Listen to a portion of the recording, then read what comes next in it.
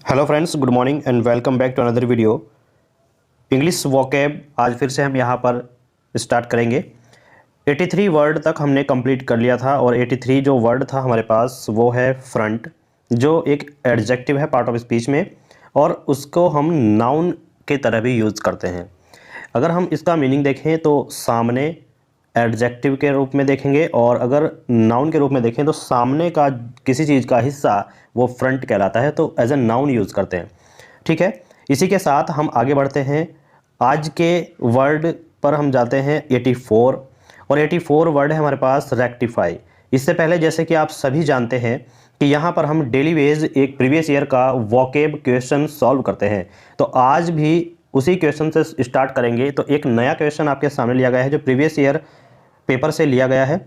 तो उस क्वेश्चन को देखें तो यहाँ पर टेट एग्ज़ाम का एक क्वेश्चन है 2017 का, तो उसका हमें क्या बताना है, एंटोनियम बताना है। यहाँ पर आपको हर वीडियो में शुरुआत में एक क्वेश्चन दिया जाता है जिसका आंसर आपको कमेंट बॉक्स में देना होता है, और लास्ट में हम उस क्वेश्चन को डिटेल में सॉल्व करते हैं जिससे कि आपको वो सही तरीके से समझ में आ जाए और आपको कोई भी परेशानी ना हो।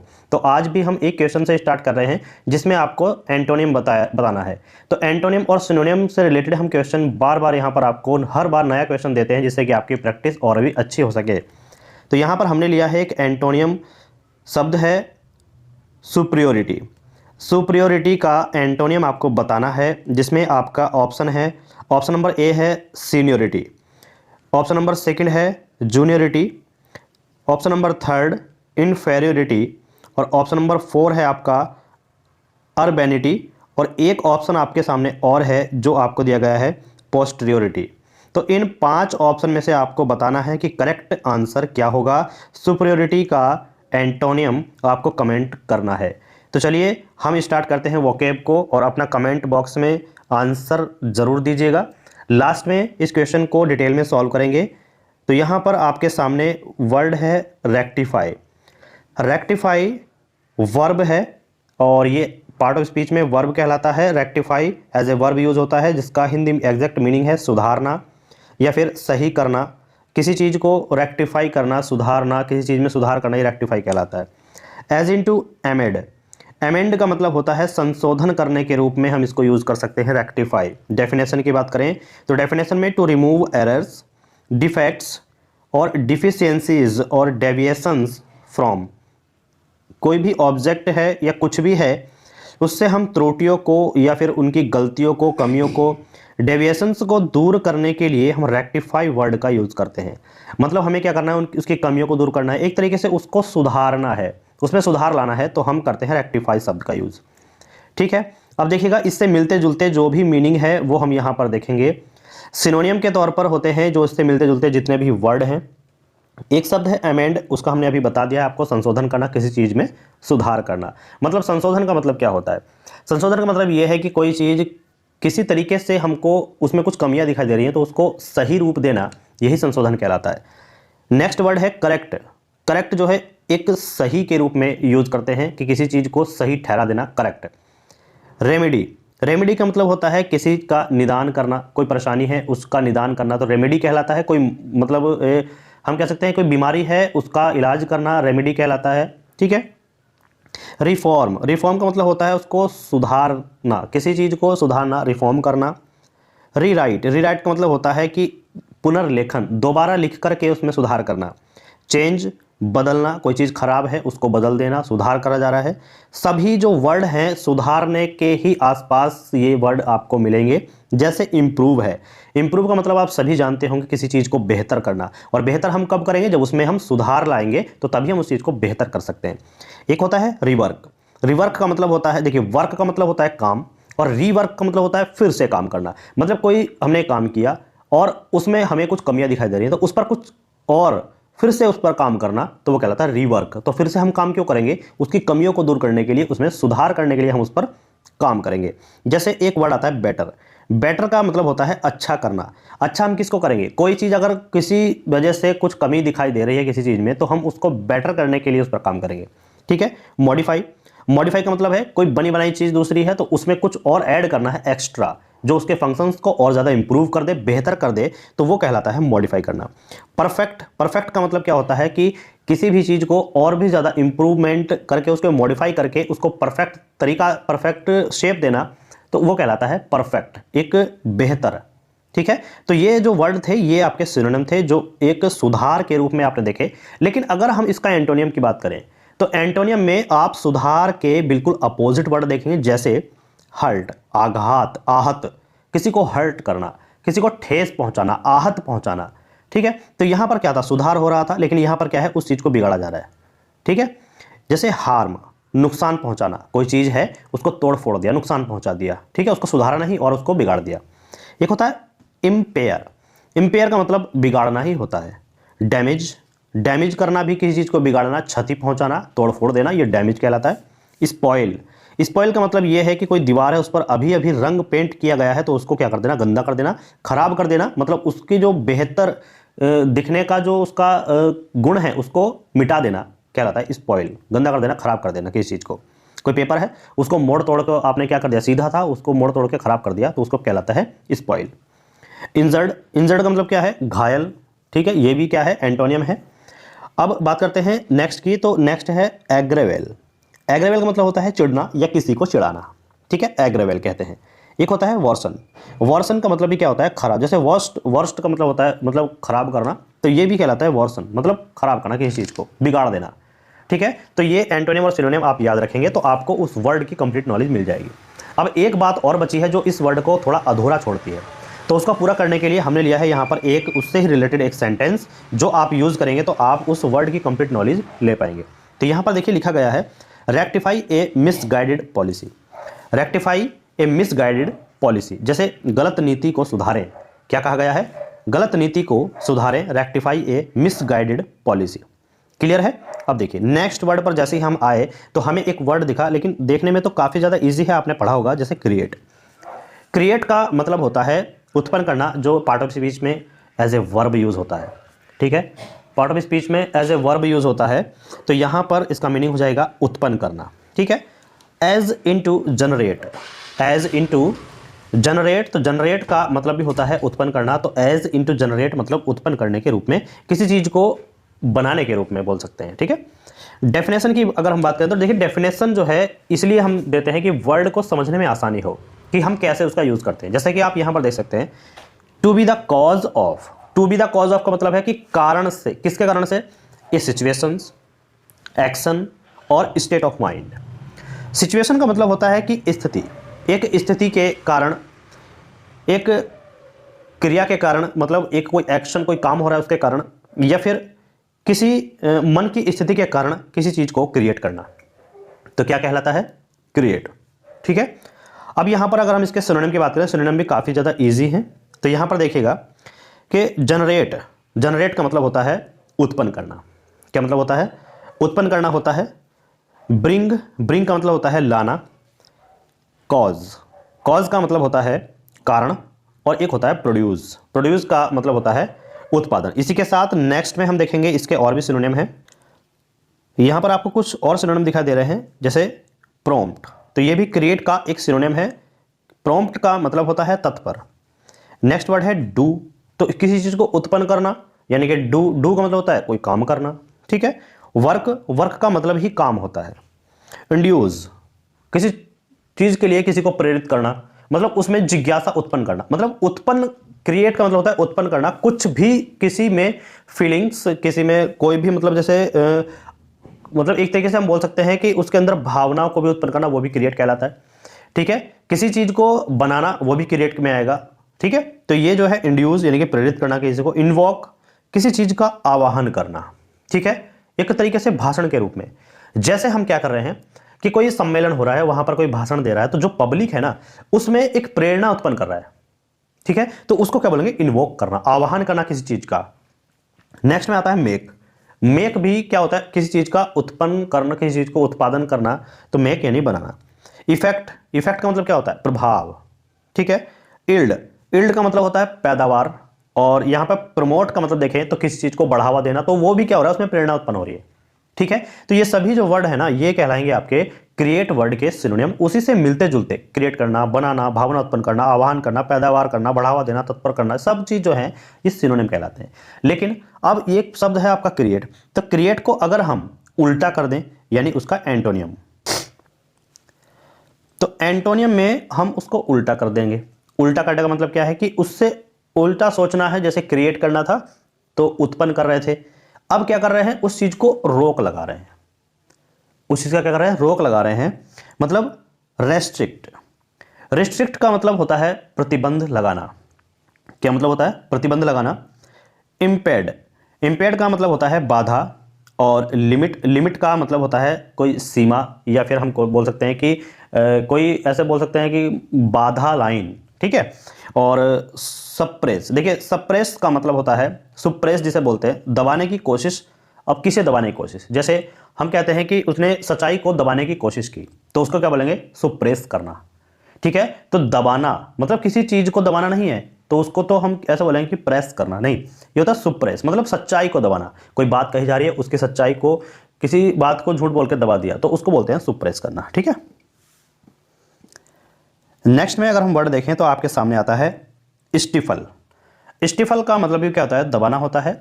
ग्वैश, ग्वैश का मतलब होता है उस चीज को मिटा देना, सबूत को ही मिटा देना, ठीक है, ये भी ग्वैश कहलाता है। अब आता है स्पेड्यूज, सबड्यू। सबड्यूज का मतलब होता है वश में करना, सबड्यू बस में करना। क्वेल, क्वेल का मतलब होता है शांत करना, किसी क्रोध को, लड़ाई को शांत कर देना, तो ये भी क्या होता है, क्वेल, मतलब लड़ाई के उत्पन्न होने से, बढ़ने से रोक देना। ये सभी क्या होते हैं, एंटोनिम होते हैं क्रिएट के। एक होता है स्मोदर, स्मोदर का मतलब होता है गला घोंटना, गला घोंटना। आगे स्क्वेल्च, स्क्वेल्च का मतलब होता है कि किसी चीज को रोक देना, ठीक है, किसी चीज को रोक देना बल के प्रयोग द्वारा, मतलब हम क्या कर रहे हैं, उसको अपने बलपूर्वक किसी चीज को रोक देना, ये क्या कहलाता है, ये स्क्वेल्च कहलाता है, ठीक है। आगे आता है डैम्प्ड, डैम्प्ड का मतलब होता है कि गीला हो जाना, ठीक है, गीला हो जाना। आगे है रिप्रेस, रिप्रेस का मतलब क्या होता है, दबाना, मतलब किसी चीज को दबा देना, कोई आवाज उठा रहा है तो उस चीज को दबा देना, रिप्रेस कहलाता है, ठीक है। रेस्ट्रेन, रेस्ट्रेन का मतलब होता है नियंत्रण करना, किसी चीज पर काबू पा लेना, ये सब नियंत्रण होता है, काबू पा लेना। या फिर हम कहते हैं कि वो चीज अगर बढ़ रही है तो उसको रोक देना, उस चीज पर नियंत्रण पा लिया गया। तो ये सभी जो है एंटोनियम थे क्रिएट के, ठीक है। आपने देखे और अच्छी तरीके से समझने का प्रयास कीजिएगा। यहां पर देखिए एक आपके सामने सेंटेंस है जो क्रिएट वर्ड को यूज करना सिखाएगा। जैसे क्रिएट है, इस शब्द को हमने यूज किया, तो इस शब्द का यूज कहां पर कैसे हो रहा है, देखिएगा। It was your negligence that create this mess, it was your negligence that create this mess, यह है आपकी लापरवाही, लापरवाही का मतलब होता है जो नेग्लिजेंस है, ठीक है। यह आपकी क्या थी, लापरवाही थी, जिसने यह गड़बड़ी कर दी। गड़बड़ी का मतलब क्या होता है, मैश, ठीक है। गड़बड़ी पैदा कर दी या फिर उत्पन्न कर दी, क्रिएट कर दी, ये सभी जो है एक ही वर्ड होते हैं, ठीक है। तो यहां पर लिखा गया था कि इट वॉज योर नेग्लिजेंस, मतलब यह आपकी लापरवाही थी, दैट जिसने क्या किया कि क्रिएट कर दी दिस मैश, यह है गड़बड़ी, जिसने यह गड़बड़ी क्या कर दी, क्रिएट कर दी, उत्पन्न कर दी या फिर पैदा कर दी। तो क्रिएट वर्ड का शब्द, क्रिएट वर्ड का जो यूज है आप इस तरीके से कर सकते हैं, ठीक है। अब देखिएगा नेक्स्ट आपके सामने एक वर्ड आता है फेथ। फेथ शब्द जो है एक नाउन है, पार्ट ऑफ स्पीच में देखा जाए तो, और इसका जो हिंदी मीनिंग होता है वो होता है आस्था, ठीक है। आस्था एक धर्म से रिलेटेड है, फेथ एज इन रिलीजन्स, धर्म के रूप में आस्था, ठीक है, मतलब किसी धर्म के प्रति आस्था, किसी की किसी भगवान के प्रति आस्था, ये सभी कहलाता है, फेथ कहलाता है, ठीक है। और ये एज ए नाउन यूज होता है, ध्यान रखिएगा। डेफिनेशन की अगर बात करें तो belief and trust in and loyalty to God. Belief का मतलब होता है विश्वास, ट्रस्ट का मतलब भी विश्वास होता है। तो trust in and loyalty and God, विश्वास और भगवान के प्रति लॉयल्टी यानी वफादारी, ठीक है, क्या कहलाती है, फेथ कहलाती है, आस्था कहलाती है, ठीक है। तो यहां पर आपने देखा इसके डेफिनेशंस को और एग्जैक्ट जो इसका हिंदी मीनिंग है, साथ ही साथ आप बात करेंगे जो भी आस्था से रिलेटेड वर्ड हैं उन सभी के बारे में एक एक करके बात करेंगे। जैसे आपके सामने लिखा गया है रिलीजन, रिलीजन शब्द को आप सभी जानते हैं, धर्म को कहते हैं, ठीक है। डेवोशन, डेवोशन का मतलब होता है भक्ति। पीटी, पीटी का मतलब शील या फिर धर्म का एक रूप है शील, तो उसको बोलते हैं पीटी। एडोरेशन, एडोरेशन क्या होता है, किसी की आराधना करना, किसी की आराधना करना, तो एडोरेशन करना कहलाएगा। वर्शिप, वर्शिप होता है पूजा करना, किसी चीज मतलब किसी भगवान की पूजा कर रहे हैं, किसी धर्म के जो मतलब अलग अलग धर्म के लोग होते हैं अलग अलग तरीके से पूजा करते हैं, तो उसको कहेंगे वर्शिप, ठीक है। रिलीजियसनेस, रिलीजियसनेस होता है धार्मिकता, और रिवरेंस का मतलब होता है श्रद्धा। रिलीजियसनेस, ये देखिए दोनों एक ही वर्ड है, धार्मिकता, ये दो एक जगह लिखे गए हैं एक साथ। अब देखिए आगे एक शब्द और है प्रोफेशन। प्रोफेशन का मतलब होता है कि आस्था संबंधित, धर्म संबंधित जो पेशा है उसको कहते हैं प्रोफेशन। वैसे प्रोफेशन वर्ड जो है ये कहीं पर भी यूज होता है पेशे के लिए, जैसे कि आप पेशे से क्या हैं, आपका प्रोफेशन क्या है। जैसे कोई टीचर है, कोई वकील है, कोई इंस्पेक्टर है, ठीक, कुछ भी हो सकता है कि आपका पेशा क्या है, आपका प्रोफेशन क्या है। तो यहां पर ये आस्था के लिए यूज हुआ है प्रोफेशंस। तो आस्था मतलब फेथ, ठीक। अब क्या करना है कि इसको उल्टा कर देना है, तो इसके हमें एंटोनिम मिल जाते हैं। जैसे उल्टा करने पर मतलब एक तो आस्था फेथ, किसी के प्रति आस्था लगन, और अब हम उसको उल्टा कर दें मतलब किसी के प्रति आस्था न होना, ठीक है, फेथ न होना, तो कहलाता है नास्तिक जिसे बोलते हैं। अब देखिए जिसे बोलते हैं एथेइज्म। एथेइज्म का मतलब होता है नास्तिकता, जो भगवान को ना मानता हो। अनफेथ का मतलब होता है विश्वासघाती, ठीक है, जिसके अंदर आस्था न हो, विश्वासघाती बोलते हैं। डाउट का मतलब होता है कि उस पर शक करना, यह भी आस्था के अपोजिट वर्ड में जाता है। अनबिलीफ का मतलब होता है नास्तिकता। डिसबिलीफ का संशयवाद होता है, लेकिन भी नास्तिकता वर्ड से रिलेटेड है। गॉडलेसनेस होता है, गॉडलेसनेस मतलब कि जो भगवान के प्रति आस्था न रखता हो, तो गॉडलेसनेस नास्तिक को बोला जाता है, ठीक है, भगवान के प्रति आस्था न होना। आगे आता है एग्नोस्टिसिज्म, या बोला जाता है एग्नोस्टिसाइज्म। एग्नोस्टिसाइज्म मतलब अज्ञेयवाद, एक तरीके से नास्तिक को ही बोला जाता है अज्ञेयवाद, जिसे ज्ञान न हो, मतलब ज्ञान का न होना, जिस जगह पर ज्ञान नहीं है उसको बोलते हैं एग्नोस्टिसाइज्म। आगे आता है एपोस्टेसी। एपोस्टेसी का मतलब होता है स्वधर्म त्याग, धर्म को त्याग देना। लैप्स होता है व्यतीत या फिर किसी चीज की कमी आना, ये कहलाता है लैप्स है, ठीक है। यहां पर आपको सिनोनिम और एंटोनिम का अच्छी तरीके से जानकारी मिली। अब यहां पर हम इसको देखते हैं कि एक सेंटेंस दिया गया है जिसमें हमने फेथ वर्ड को यूज किया है, आप देख सकते हैं फेथ, ठीक है। लिखा गया क्या है देखिएगा, a people who are known for their strong and steadfast faith. ऐसे लोग जो अपने मजबूत और दृढ़ विश्वास के लिए जाने जाते हैं वो कहलाते हैं फेथफुल पीपल, ठीक है। तो a people who are known for their strong and steadfast faith, तो ऐसे लोग जो अपने मजबूत और दृढ़ विश्वास के लिए जाने जाते हैं, दृढ़ आस्था के लिए जाने जाते हैं। फेथ का मतलब विश्वास होता है, आस्था होता है, ठीक है। अब देखिए नेक्स्ट आपके सामने मोस्ट इंपोर्टेंट वर्ड है इंपीरिकल, ठीक है, इंपीरियल नहीं है, इंपीरिकल है। स्पेलिंग देख लीजिएगा, स्पेलिंग मिस्टेक मत कीजिए, ठीक है। इंपीरिकल पार्ट ऑफ स्पीच में आपका एडजेक्टिव होता है, और प्रयोग सिद्ध जिसका हिंदी मीनिंग होता है प्रयोग सिद्ध, आगे इसको आप डिटेल में पढ़ने वाले हैं। एज इन ऑब्जर्वेशनल यानी अवलोकन के रूप में इसको देखा जाता है कि प्रयोग करना, एक्सपेरिमेंट करना, ठीक है, किसी चीज को चेक करना, ये क्या कहलाता है, ये इंपीरिकल कहलाता है, ठीक है। अगर देखिए डेफिनेशन से समझने का प्रयास करें तो डेफिनेशन है बेस्ड ऑन ऑब्जर्वेशन और एक्सपीरियंस, मतलब अवलोकन या फिर अनुभव के आधार पर, दैट इज कॉल्ड एम्पिरिकल, ठीक है। अब देखिए इस शब्द को समझने के लिए हमने कुछ ऐसे वर्ड दिए हैं जो आपको इस वर्ड को समझने में हेल्प करेंगे, जैसे कि ऑब्जर्वेशनल अवलोकन करना, ऑब्जेक्टिव लक्ष्य कहलाता है, या फिर आपका क्या ऑब्जेक्टिव है, ऐसे बोलते हैं ना कि आपका ऑब्जेक्टिव क्या है, उद्देश्य क्या है, क्या आप लाइफ में करना चाहते हैं, बनना चाहते हैं। फैक्चुअल का मतलब होता है वास्तविकता से जुड़ा हुआ शब्द है। फैक्चुअल मतलब फैक्ट, इसकी वास्तविकता क्या है, कम शब्दों में ही बड़ी बात को कह देना, तो उसकी वास्तविकता को दर्शाता है। एक्सपेरिमेंटल सीधा सीधा वर्ड है, प्रयोगात्मक। एक्सपेरिमेंटल एक बार लिखा गया है, दूसरी बार लिखा गया है एक्सपीरियंशियल, ठीक है। ध्यान से पढ़िएगा, शब्द एक से दिख रहे हैं लेकिन अलग अलग है। एक है एक्सपेरिमेंटल प्रयोगात्मक, एक है एक्सपीरियंशियल अनुभवनात्मक, अब यह है अनुभवात्मक, ठीक है। अनुभवात्मक मतलब क्या, अनुभव होना किसी चीज का, जो कहलाता है एक्सपीरियंशियल। एक्सपीरियंस से रिलेट कीजिएगा, एक्सपीरियंस का मतलब होता है अनुभव। जैसे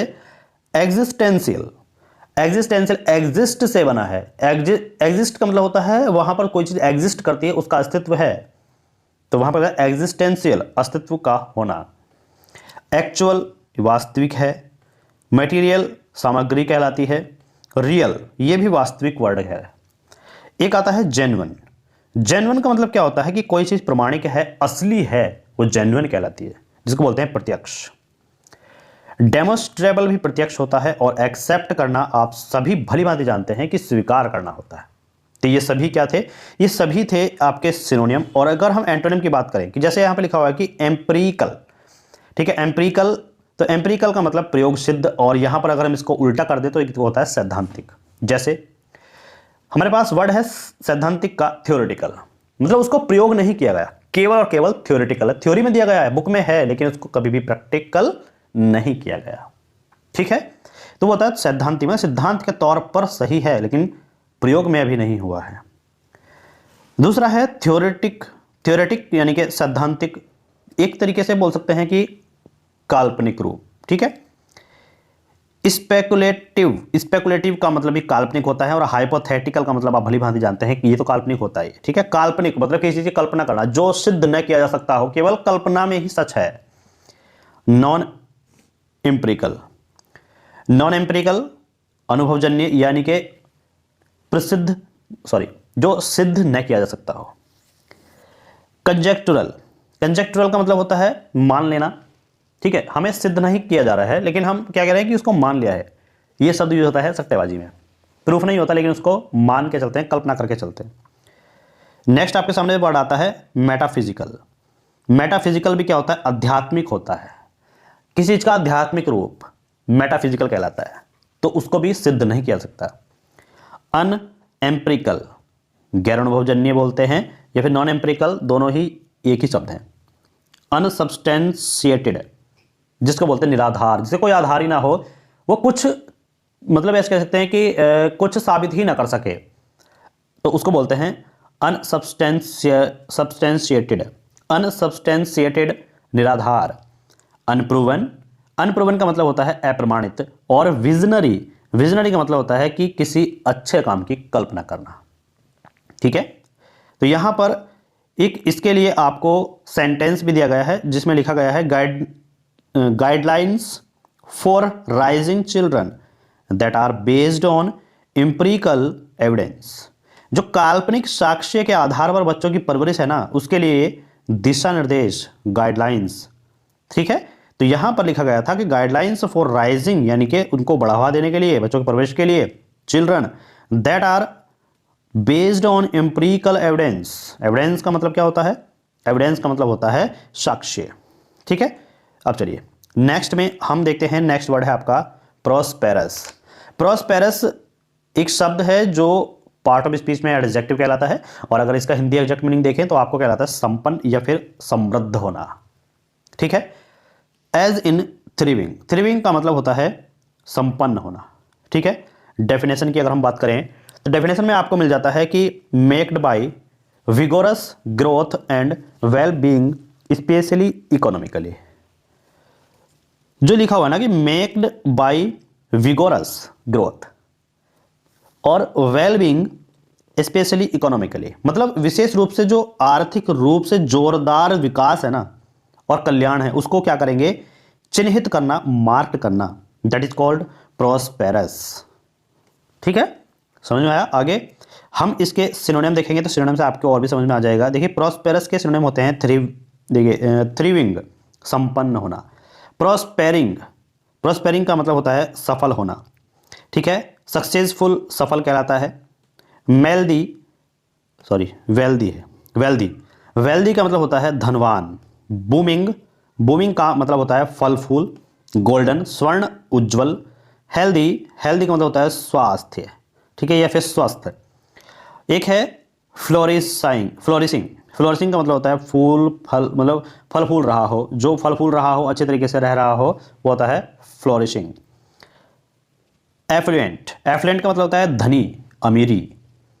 रोरिंग, रोरिंग का मतलब होता है गर्जना। ठीक है, गर्जन, जैसे रोर, रोर का मतलब होता है शेर की गर्जना। ठीक है, पामी, पामी का मतलब होता है खुश, तो ये सभी थे आपके प्रॉस्पेरस के सिनोनियम। एंटोनिम को उसको उल्टा कर दीजिए, सिनोनिम जो होते हैं वो सक्सेस, सफल, इस तरीके से होता है, तो उसको कर दीजिए अनसक्सेसफुल, असफल। डिप्रेस्ड, अवसादग्रस्त होना। अनप्रॉस्पेरस, अलाभकारी, सफल होना। फेलिंग, असफल, इनके अलाभकारी, ठीक है। अनप्रॉस्पेरस, जिसका कोई लाभ ना हो, ऐसा सफलता, ऐसी सफलता। फेलिंग, फेलिंग का मतलब तो यही है कि फेल होना, असफल हो जाना। डाइंग, डाइंग का मतलब होता है गिरना।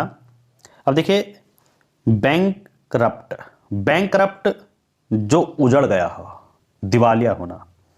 स्ट्रगलिंग, संघर्षरत, जो बहुत मेहनत कर रहा हो।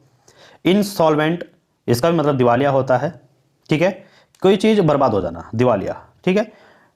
अब आता है डिक्लाइनिंग, डिक्लाइनिंग होता है अस्वीकृत करना, किसी चीज को डिक्लाइन कर देना। लैंग्वेशिंग, लैंग्वेशिंग का मतलब है प्रेरणा की कमी। और फ्लाउंडरिंग, फ्लाउंडरिंग का मतलब है कोई चीज लड़खड़ा रही है, उसको बोलेंगे फ्लाउंडरिंग, ठीक है। अब देखिए इसका एक सेंटेंस हमने यहां पर लिया है, a prosperous business that will soon be expanding.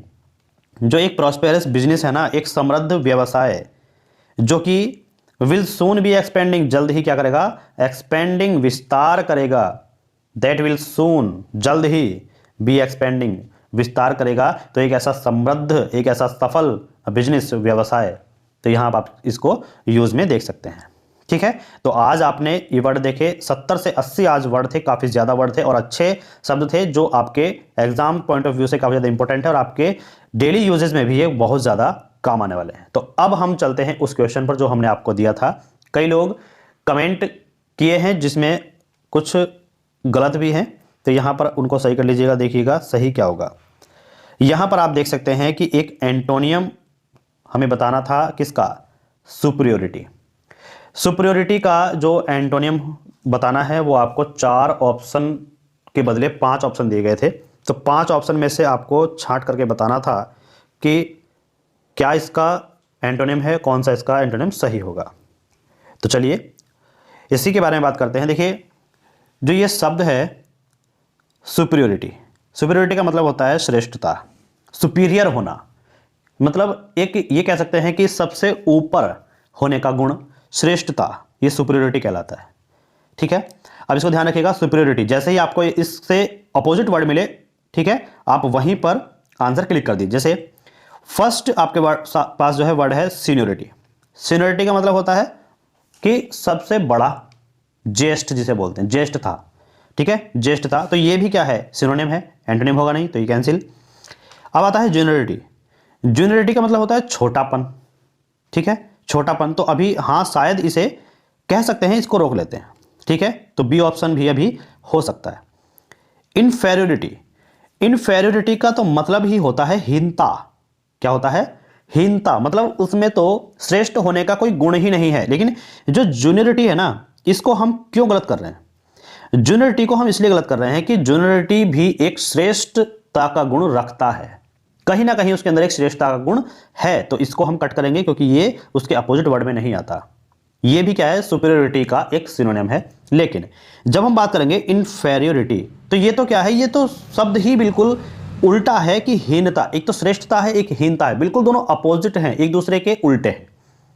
यानी कि जो हीनता होती है ना, उसमें श्रेष्ठता का कोई गुण दिखाई ही नहीं देता। तो इसका मतलब क्या है, यही ऑप्शन हमारा करेक्ट हो जाएगा, ऑप्शन नंबर सी, इनफेरियोरिटी, ठीक है। आंसर तो हमें मिल चुका है, लेकिन अब ये दो जो वर्ड बचे ना, इनके बारे में बात कर लेते हैं।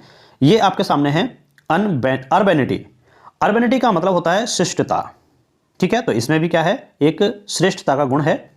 एक होता है पोस्टेरियोरिटी, पोस्टीरियोरिटी, तो इसका मतलब है पश्चता, मतलब ये भी एक श्रेष्ठता का गुण है, तो ये भी आंसर आपका कैंसिल आउट हो जाएगा। तो थर्ड ऑप्शन है।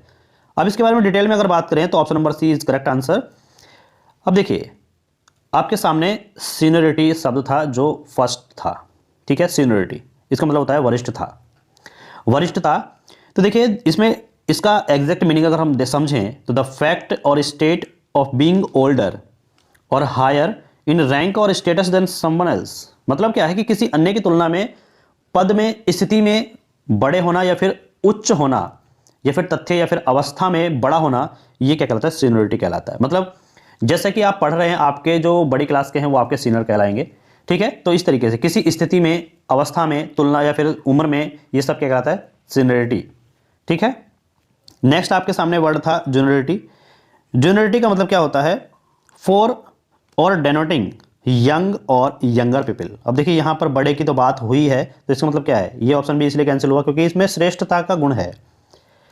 अर्बेनिटी, अर्बेनिटी यानी कि अर्बन लाइफ, जिसको बोलते हैं नगरीय जीवन, ठीक है। अर्बेनिटी तो कहीं ना कहीं तो श्रेष्ठ हो सकता है। अब आता है पोस्टीरियोरिटी, जिसको बोलते हैं chiefly anatomy further back in position of और नियरर द रियर और हिंड एंड।